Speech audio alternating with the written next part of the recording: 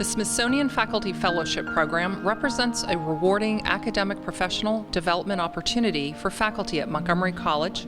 The fellowships are a product of a unique collaboration between Montgomery College and Smithsonian Center for Education and Museum Studies. It's the first of its kind between the Smithsonian Institution and a community college. David Carter began teaching at MC Germantown as an adjunct instructor in 1991. He is a practicing artist working in a variety of two-dimensional media and has exhibited his work on the East Coast and across the U.S. David has been commissioned for more than a dozen public and private murals, and his work as an illustrator can be seen in a variety of books, magazines, and other forms of graphic design. David's drawings and paintings are included in many private collections, and he has been actively involved in Washington, D.C. area arts organizations for the last 20 years. In 2001, David was hired as a full-time faculty member at MC, and since 2010 has served as chairman of the Department of Art, Computer Graphics, Music, and Theater at the Germantown campus. He has taught courses in drawing, color theory, design, painting, art history, computer graphics, cartooning, and more. I want to start by saying that the group, all the people responsible for the Smithsonian Fellowship do an amazing job, and the members of our cohort, it was just a delightful group to work with. So let me start with my talk. The title of mine is The Paradox of Identity in the Creative Process. So identity, of course, as you've seen, is a wide-ranging topic applicable to all sorts of types of investigation. It's equally true in the arts. It's a very topical theme among artists currently, and it's one that's fascinated me as well. I had a bit of a hard time narrowing it down just to my courses, and an even a harder time narrowing it down to this talk, but we'll see how that works out. Among other things, I teach AR 105, which is color theory. This is a studio-based class in which the students, as part of their curriculum, have to create original or semi-original works of art having to do with color. They have to do creative problem solving. And it was this course that I decided to integrate the fellowship theme with. But specifically, I decided that I wanted to emphasize the role of identity in the creative process. And I say this as opposed to, say, looking at identity as a constellation of aspects or opinions or background and so on, but more to the point of that raw central experience that we have every moment of being a single individual. So of course the question is, what is identity? And there's as many answers to that as probably there are people walking around. I decided to put my emphasis on what I call the subjective identity. Again, not so much what other people can know about me or read about me or see in my bones or whatever, but what I experience alone, privately, in my own head. What I think Sylvia Plath was talking about when she says, I took a deep breath and listened to the old bray of my heart, I am, I am, I am. That notion of simply being is the thing that fascinated me, and something that I wanted to share with my students, and so tried to incorporate it in a variety of approaches. This experience, I want to also borrow the words of William James, a favorite of mine, who describes what I'm talking about as the active element in all consciousness, a spiritual something, the source of effort and attention, and the place from which appear to emanate the fiats of will. And so my task was to try to get my students to concentrate on this aspect of themselves and to observe this aspect of themselves in a very intimate way, especially in the midst of their creative work. So with this emphasis on this very internal, this very private sense of identity, the question of who are you, I realized pretty early on, had to change slightly. and become a question of when are you? And by that, what I mean is at what moments do you feel your sense of self, your presence in the world, your conscious awareness is at its peak? And by the way, we talked about a lot of issues in the class. We looked at articles, we went to the museum many times, which were very helpful, the Natural Portrait Gallery. And what I'm going to do is present here just a thin line of the highlights of what I think came out of many discussions we had. So this was a discussion that we had among the students. And pretty much the most popular response ended up being moments of uncertainty or moments in which making a decision was paramount, especially if that decision didn't have any precedent, any guide as a model. So we did a little discussion in class one day. We tried to dissect a decision, something I called anatomy of a decision, and I came up with what I thought was a very innocuous, fairly universal choice. I said, imagine you have the opportunity to go to a concert with your friends, and you have to decide, do I go or do I not go? Well, it seems like a pretty simple decision. And it's just one decision, right? But it may nevertheless be difficult. It may cause some struggle. It may cause some anxiety.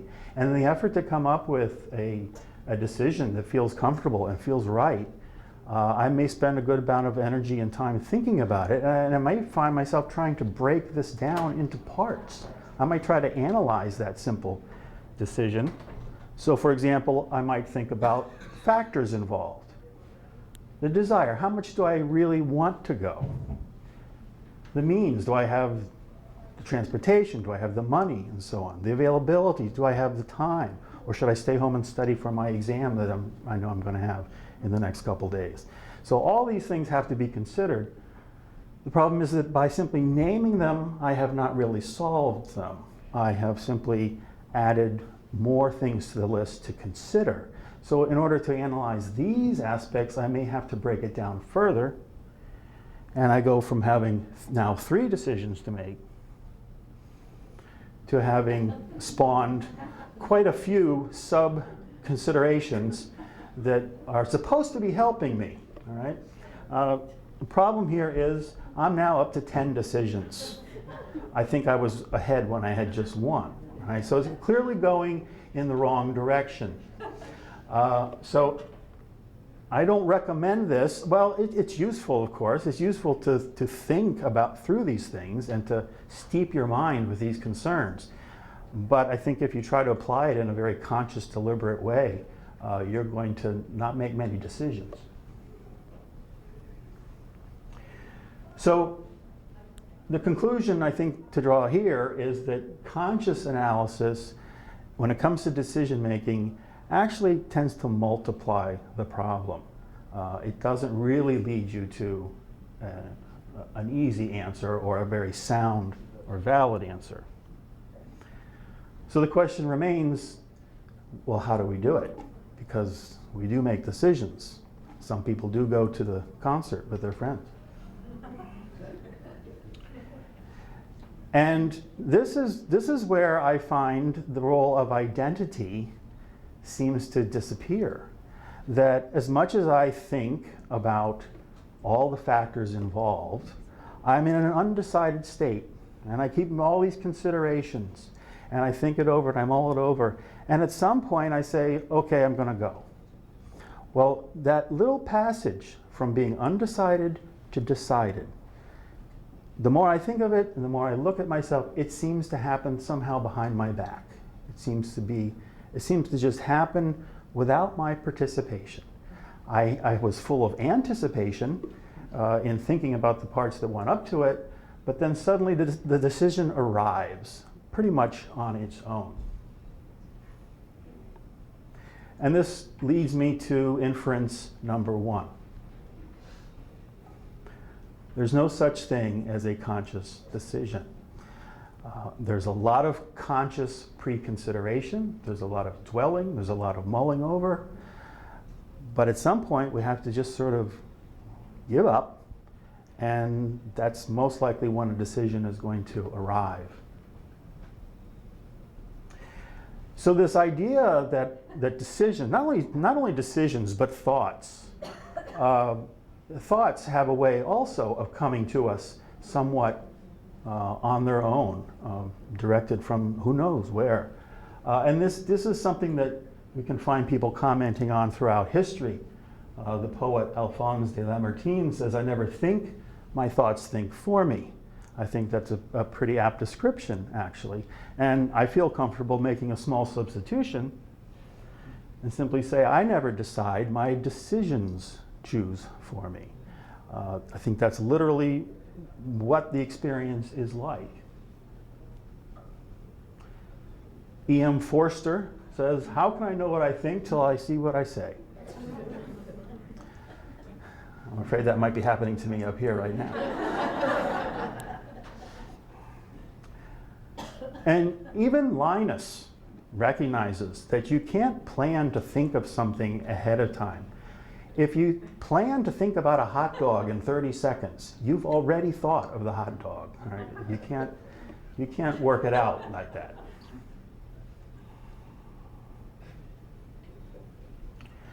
So coming back to the creative process, I think it's an apt description of the creative process to say that it's really nothing but a very long series of decisions.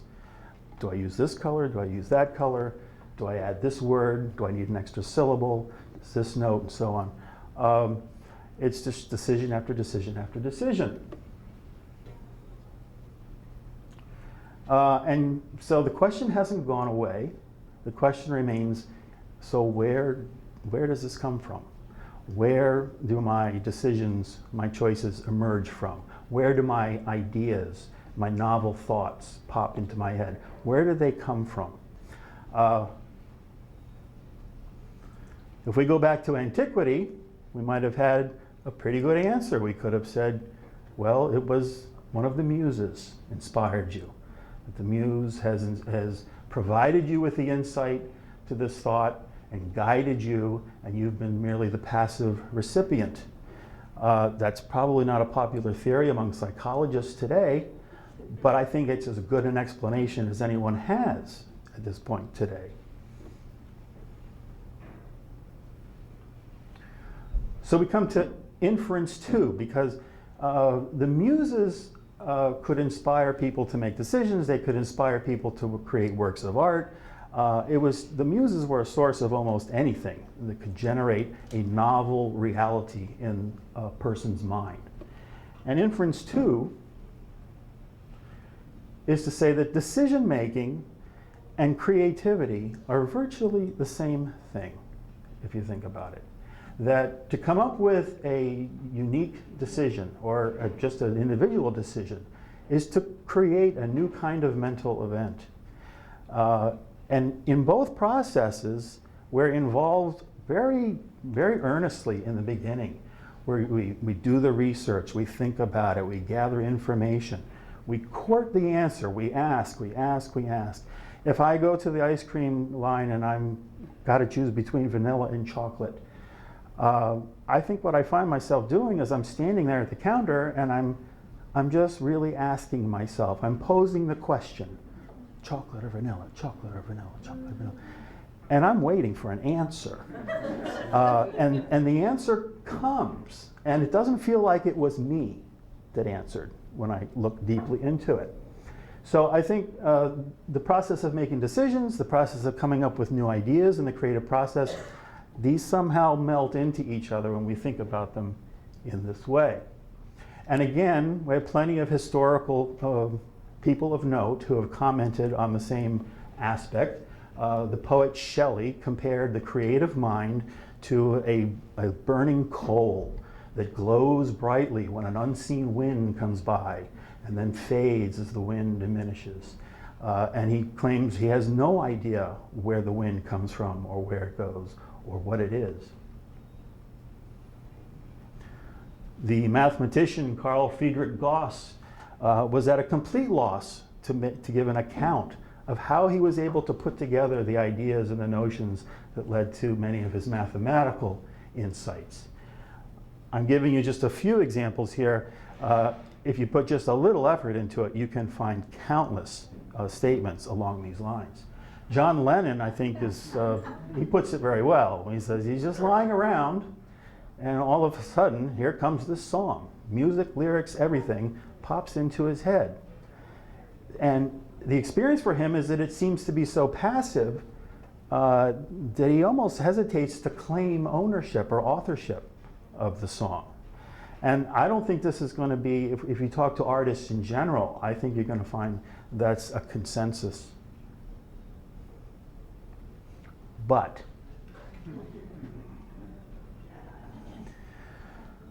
I started off talking about how decision making is the high point of identity in a certain sense. And here we've got Oscar Wilde that seems to back that up. He says, every portrait that is painted with feeling is a portrait of the artist, not of the sitter. The artist does not see things as they are, but as he is. Alfred Donnell. Critic Harold Rosenberg says, whoever undertakes to create soon finds himself engaged in creating himself. And a respectable one to end up this short list with is Carl Jung, who says, I'm not what happens to me, I am what I choose to become.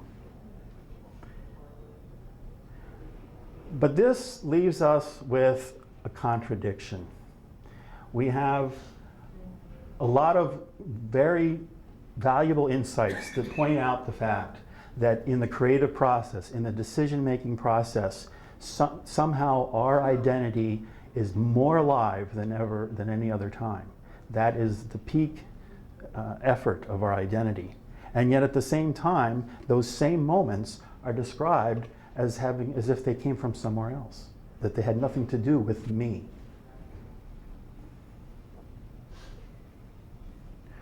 So the paradox, and the one that I try to communicate with my students and get them to discover for themselves through self-observation and discussion, comes in two parts. First, creative expression manifests the unique individuality of the artist. I think that's something that passes as common knowledge, general opinion. That's part of what we value most about the arts. But during the most important moments of that process, the I, or one's identity, seems to be out to lunch, not involved in the process. And so this seems to me to be quite a contradiction, and one that frankly I have no answer for. But I find it one of the most fascinating problems to think about, and I think there's something very important going on here. I think it's well worth thinking about, but this is essentially the end of my talk. I will end with one quote from one of my students, because I asked them in an assignment to reflect on this question and to try to talk about it in an essay. And I have one quote. After all is said and done, the fact for me is that we really are not who we think we are, since we are constantly changing our own selves throughout our processes and our lives. The I within us is a real mystery which will never gain an official answer for the time being. Quam Tron. So that was my project, and I want to thank everyone. And